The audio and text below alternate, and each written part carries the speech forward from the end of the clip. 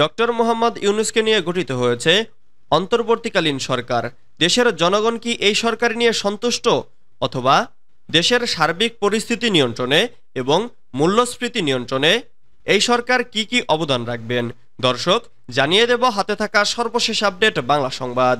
প্রথমে এই সংবাদ শিরোনাম। পণ্যের দাম কমাতে সিন্ডিকেট ভাঙতে হবে বলেছেন উপদেষ্টা ফরিদা আক্তার। এরপর জানিয়ে দিব ইন্টারনেট শাটডাউনে জড়িতদের বিরুদ্ধে ব্যবস্থা নেওয়া হবে বলেছেন নাহিদ।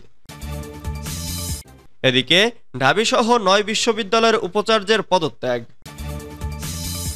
এরপর জানিয়ে দিব প্রশাসনের সর্বস্তরের রদবদল আসছে, পরিবর্তিত পরিস্থিতি। আরও জানিয়ে দিব ভিসা প্রার্থীদের উদ্দেশ্যে ভারতীয় দূতাবাসের নতুন বার্তা। সর্বশেষ জানিয়ে দিব দুপুরের মধ্যে ৬০ কিলোমিটার বেগে ঝড়ের আভাস। এতক্ষণ শুনছিলেন সংবাদ শিরোনাম, এবারে বিস্তারিত। তবে অনুরোধ থাকবে ভিডিওটিতে একটি লাইক করবেন এবং কমেন্ট করে জানিয়ে দিবেন কোন জেলা থেকে আপনি আমাদের এই ভিডিওটি দেখছেন। পণ্যের দাম কমাতে সিন্ডিকেট ভাঙতে হবে বলেছেন উপদেষ্টা ফরিদা আক্তার। পণ্যের দাম কমাতে সিন্ডিকেট ভাঙতে হবে বলে জানিয়েছেন মৎস্য ও প্রাণী সম্পদ উপদেষ্টা ফরিদা আক্তার। রোববার ১১ আগস্ট সচিবালয়ে নিজ দপ্তরের প্রথম কাজে যোগ দিয়ে সাংবাদিকদের একথা বলেন তিনি। উপদেষ্টা ফরিদা আক্তার বলেন, সিন্ডিকেট ও চাঁদাবাজির কারণে নিত্যপণ্যের দাম বেড়ে যায়। পণ্যের দাম কমাতে এই সিন্ডিকেট ভাঙতে হবে। তিনি বলেন, ভবিষ্যৎ প্রজন্মকে রক্ষা করতে হলে সব ধরনের খাদ্যপণ্য ভেজালমুক্ত করতে হবে। একই সঙ্গে বাজারের পণ্যের সরবরাহ বাড়ালে দাম কমে আসবে। এছাড়া দেশের মানুষ ইলিশ পাবে না আর বিদেশে রপ্তানি হবে, এটা হতে পারে না। তিনি আরও বলেন, প্রথম কাজ হচ্ছে মানসম্মত খাদ্য সরবরাহ নিশ্চিত করা, আমিষ নিশ্চিত করা, খাদ্য ও সরবরাহের যোগান এমনভাবে নিশ্চিত করতে হবে যাতে কখনো সংকট তৈরি না হয়। ইন্টারনেট শাটডাউনে জড়িতদের বিরুদ্ধে ব্যবস্থা নেওয়া হবে বলেছেন নাহিদ।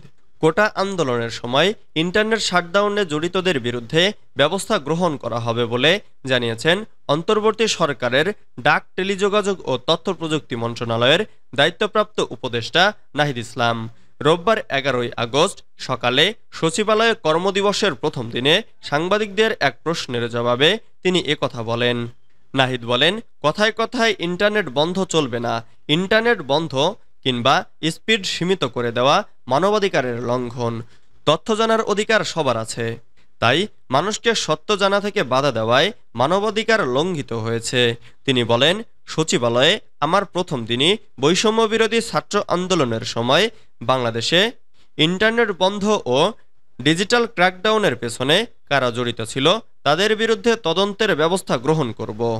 এর আগে শিক্ষার্থীদের টানা আন্দোলনের মুখে গত ৫ আগস্ট প্রধানমন্ত্রীর পদ থেকে ইস্তফা দিয়ে দেশ ত্যাগ করেন শেখ হাসিনা।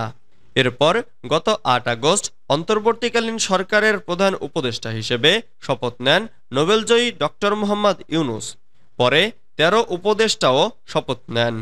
এর মধ্যে বৈষম্য বিরোধী ছাত্র আন্দোলনের ২ সমন্বয়ক রয়েছেন। ঢাবিসহ ৯ বিশ্ববিদ্যালয়ের উপাচার্যের পদত্যাগ। ছাত্র জনতার গণঅভ্যুত্থানে আওয়ামী লীগের নেতৃত্বাধীন সরকার পতনের পর ৫ দিনে পদত্যাগ করেছেন অন্তত ৯টি বিশ্ববিদ্যালয়ের উপাচার্য। পদত্যাগ করা উপাচার্যের তালিকায় সর্বশেষ যুক্ত হয়েছেন ঢাকা বিশ্ববিদ্যালয়ের অধ্যাপক মাকসুদ কামাল এবং শাহজালাল বিজ্ঞান ও প্রযুক্তি বিশ্ববিদ্যালয়ের অধ্যাপক ফরিদ উদ্দিন আহমেদ।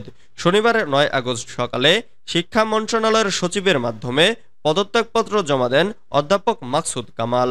বিষয়টি নিশ্চিত করে ডক্টর মাকসুদ কামাল বলেন, বিষয়টি নিয়ে গত শুক্রবার রাতে অন্তর্বর্তী সরকারের একজন উপদেষ্টার সঙ্গে আমার আলোচনা হয়েছে। স্বাভাবিক সৌজন্যতার জায়গা থেকেই আমি এই আলোচনা করেছি। আমার পদত্যাগপত্র আগেই তৈরি ছিল। আমার মনে হয়েছে শিক্ষার্থী ও বিশ্ববিদ্যালয়ের স্বার্থেই আমার পদত্যাগ করা দরকার। এর আগে শুক্রবার ঢাবি প্রক্টর সহ প্রক্টোরিয়াল বডি পদত্যাগ করেন। এছাড়া ব্যক্তিগত কারণ দেখিয়ে পদত্যাগ করেন ফরিদ উদ্দিন আহমেদ। তিনি বলেন, আমি ব্যক্তিগত কারণে পদত্যাগ করছি।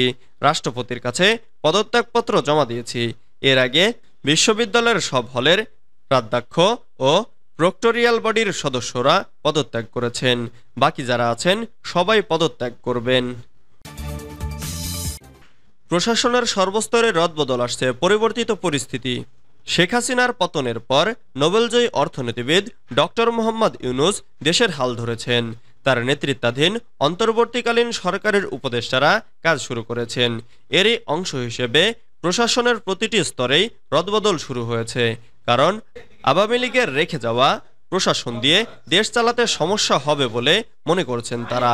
ফলে পুনরায় তুলনামূলক কম গুরুত্বপূর্ণ দপ্তর সংস্থায় পাঠানোর পাশাপাশি কিছু কিছু কর্মকর্তাকে ওএসডি করে রাখা হতে পারে। তবে প্রশাসনের ঢালাওভাবে রদবদল কিংবা পদোন্নতি দেওয়া ঠিক হবে না বলে মনে করেন জনপ্রশাসন বিশেষজ্ঞ মোহাম্মদ ফিরোজ মিয়া। তিনি বলেন, প্রশাসনে কর্মরত যোগ্য ও সৎ কর্মকর্তাদের ভালো দপ্তর সংস্থায় রাখতে হবে। ঢালাওভাবে সবাইকে সরিয়ে প্রশাসন চালানো সহজ হবে না। যাদের নিয়ে বিতর্ক নেই, যারা তুলনামূলক বেশি নিরপেক্ষ, তাদের রাখতে হবে। কিছু কিছু জায়গায় অবশ্যই পরিবর্তন আনতে হবে। প্রশাসনের নিচের দিকে গণহারে বদলি করা ঠিক হবে না। প্রশাসন সবসময় সরকারের ইচ্ছায় কাজ করে বলেও মনে করেন সাবেক এ কর্মকর্তা। ভিসা প্রার্থীদের উদ্দেশ্যে ভারতীয় দূতাবাসের নতুন বার্তা। জনরোষে সরকারের পদত্যাগে সৃষ্ট অস্থিতিশীল পরিস্থিতিতে 4 দিন বন্ধ থাকার পর খুলে দেওয়া হয়েছে দেশের 3 ভারতীয় ভিসা সেন্টার। রোববার 11 আগস্ট ভারতীয় ভিসা সেন্টার তাদের ওয়েবসাইটে এক বার্তায় এ তথ্য জানিয়েছে। এতে বলা হয়, রোববার থেকে ঢাকা, সিলেট, চট্টগ্রামের ভিসা সেন্টারগুলো থেকে পাসপোর্ট ডেলিভারি দেওয়া হবে। তবে পরবর্তী নির্দেশনা না দেওয়া পর্যন্ত নতুন কোনো আবেদন গ্রহণ করা হবে না। এর আগে গত বুধবার থেকে ভারতীয় ভিসা সেন্টার বন্ধ ছিল। আর গত 4 আগস্ট বাংলাদেশে অবস্থান করা ভারতীয় নাগরিক ও শিক্ষার্থীদের দেশের ভেতরে ভ্রমণ না করার এবং চলাচল সীমিত করার আহ্বান জানায় ভারতীয় দূতাবাস। দুপুরের মধ্যে 60 কিলোমিটার বেগে ঝড়ের আভাস। দেশের 5টি অঞ্চলে ঘন্টায় 45 থেকে 60 কিলোমিটার বেগে ঝড় বয়ে যেতে পারে বলে জানিয়েছে আবহাওয়া অধিদপ্তর। রোববার 11 আগস্ট দুপুর 1টা পর্যন্ত দেশের অভ্যন্তরীণ নদীবন্দরগুলোর জন্য দেওয়া আবহাওয়ার পূর্বাভাসে এ তথ্য জানানো হয়। পূর্বাভাসে বলা হয়েছে, খুলনা, কুমিল্লা, চট্টগ্রাম, কক্সবাজার ও সিলেট অঞ্চলের ওপর দিয়ে দক্ষিণ অথবা দক্ষিণ পূর্ব দিক থেকে ঘন্টায় 45 থেকে 60 কিলোমিটার বেগে অস্থায়ীভাবে দমকা ঝোড়ো হাওয়া সহ বৃষ্টি অথবা বজ্রসহ বৃষ্টি হতে পারে। এসব এলাকার নদীবন্দরগুলোকে 1 নম্বর সতর্ক সংকেত দেখাতে বলা হয়েছে।